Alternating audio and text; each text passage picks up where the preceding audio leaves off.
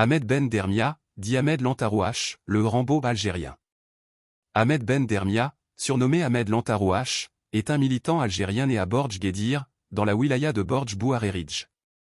Il fut surnommé le Rambo algérien pour avoir éliminé 611 soldats et officiers de l'armée coloniale française. Issu d'un milieu bédouin empreint de valeurs islamiques et de bonnes mœurs, il grandit comme la plupart des enfants algériens de son époque, privé d'accès à l'école coloniale. Il fréquente alors une zaouïa où il apprend quelques sourates du Coran ainsi que les bases de la religion et de l'écriture.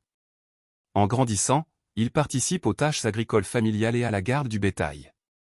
En 1955, des groupes de moudjahidines arrivent dans son village dans le cadre de missions visant à établir des liens entre les Zoni et d'eux. Plusieurs d'entre eux tombent suite à des dénonciations, mais les missions se poursuivent. Ahmed et les villageois accueillent favorablement ces premiers groupes. À l'époque, Ahmed travaillait apparemment à préparer des routes pour l'armée coloniale, notamment pour relier la plaine du Hodna à Borj Bouhareridj. Profitant de sa position, il détourne des explosifs utilisés pour briser la roche et les remet à une unité de moudjahidines stationnée dans la région de Borj Guedir, exprimant son désir de rejoindre le Front de Libération Nationale, FLN. Sa demande est acceptée, et il devient combattant dans l'armée de Libération Nationale, ALN, aux côtés de nombreux jeunes de la région. Il prend part à de nombreuses batailles dans lesquelles il se distingue par sa bravoure. Lorsque l'armée coloniale expulse les habitants du Douar Ouled Teban et déclare leur région zone interdite, Ahmed organise l'évasion des familles de moudjahidines et de martyrs détenus dans le camp de la compagnie près de la ville d'El Elma, y compris sa propre femme et son fils Nasser. L'année 1958 est marquée par plusieurs actions audacieuses. Il mène des attaques ciblées contre des colons extrémistes et des traîtres, exécutant notamment les colons Pigoul à Ras El Oued et Morse à Bircheli, devant la mairie de Ras El Oued, ainsi que plusieurs collaborateurs dans différents lieux. En décembre 1958, il capture 2 soldats français à Sétif.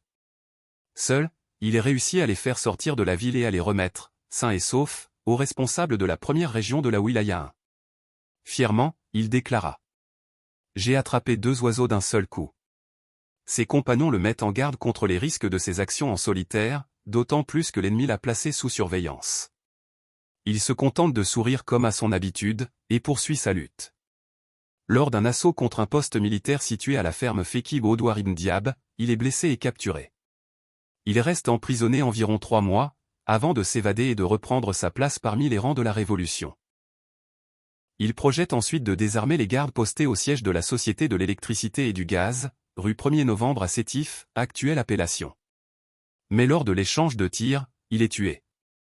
C'était à la fin janvier ou début février 1959.